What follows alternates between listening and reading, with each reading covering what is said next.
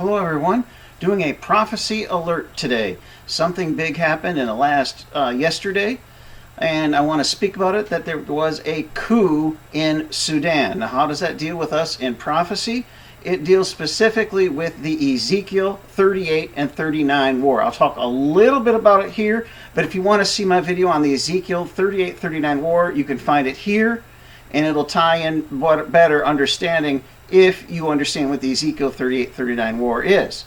So Ezekiel 38-39 war, briefly, okay, it is one of the wars in the Bible, Ezekiel 38, chapter 38 and chapter 39, where it says that there will be several nations that come and attack Israel. Many believe this is a kickoff to the end time events, okay? Nobody knows for sure if it's going to be before the rapture or after the rapture. Most of us today who study prophecy believe it'll be after the rapture, very close to after the rapture, and then when the Ezekiel 38 war is finished, that's when the Antichrist will come onto the scene and will confirm a covenant. Personally, I believe, and many other prophecy students today believe, that the Antichrist will confirm the covenant, the deal that Trump made. And the Antichrist is going to increase it. Most likely that increase will be allowing the Jews to build their temple. So what is today's event from yesterday? This morning that news came in actually. That the country of Sudan had a coup. For those of you who don't know what a coup is, that is when someone in the country takes down the president or the government of the country to start a new one. Now what does Sudan have to do with Israel and Ezekiel 38 war? It is one of the nations the book of Ezekiel says will attack Israel. There are 5 nations, or actually kind of 6. We'll go over those now briefly, okay? But go see that video for more. And that is Russia, Iran, Turkey, Libya, Sudan, and what we call the Stans.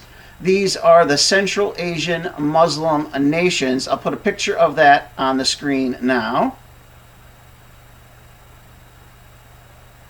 We don't know for sure which of the Stan nations will be involved, but obviously we know what happened in Afghanistan recently, folks, right?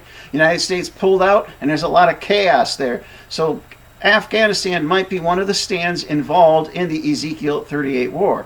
Now, most interestingly is several months ago, Sudan. See, it's a very turbulent nation. The United States has been dumping money into it to try to bring about more democracy, but the military overthrew this democratic government, and now they have been taken captive.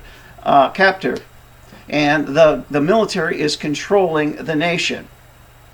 So Sudan has many tribal nations involved in it, and that's one of the things, I've been saying in some of my videos, that when it says nation shall rise against nation, kingdom against kingdom, well, that is ethnos will rise against ethnos. That's tribes, okay? There were tribes there that have problems with each other, okay? Now let's give you a little bit some of the details that Amir from Behold Israel put out on, I think, his Telegram account, just to give you a little brief understanding of what happened. The forces carrying out the coup are now encircling the TV and radio buildings in Khartoum. I'll put the city on the screen because I don't know how to pronounce it. And the prime minister has been abducted by a message to the nation. The prime minister wants to take to the streets. That was 4:33 a.m. That's probably Israel time. That was this morning. And here's a second message he put out. Abdel Fattah Abdelrahman al-Burhan, president of the Sudanese Sovereignty Council, announced in a speech to the people of Sudan in the last hour the dissolution of the Sovereignty Council and the dissolution of the government, as well as a state of emergency in Sudan. That was at 5:46 a.m. I'm guessing, again, this is Israeli time. Unless if they post my time when it was come up. I don't know. And the third message he put out on this. The U.S. State Department has announced a $700 million suspension of aid to Sudan following today's coup in the country, and he posted that at 1:50 p.m. So if you were interested in more of this, I would follow Behold Israel, and he'll probably have a YouTube video on it shortly in the next couple days. That's what I'm thinking. And it's very similar in nature to the other country which I named, Libya. And Amir did a video on Libya on July 20th, 2020, and you can find that here, where he discusses, because it's similar in Sudan, where there's a lot of factions and fighting amongst each other, and Turkey and Russia are both in Libya. So what's going to happen in Sudan, we don't know. It's not like right now they're ready to attack Israel. Oh, I don't think I finished saying what I was going to say earlier. And that several months ago, Sudan joined several of the other Arab nations in wanting to normalize relations with Israel and have peace with them. And just a couple weeks ago, 2 or 3 weeks ago, they were working on the next step of that, and then this happened.